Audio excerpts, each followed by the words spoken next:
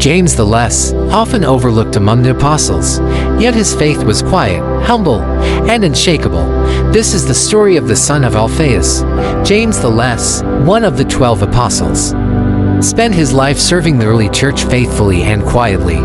He preached in Jerusalem and possibly in Egypt, sharing the gospel with dedication rather than fame. Tradition holds that he was persecuted by the Jewish authorities for proclaiming Christ. Around AD 62, James the Less was either beaten to death or thrown from the pinnacle of the temple.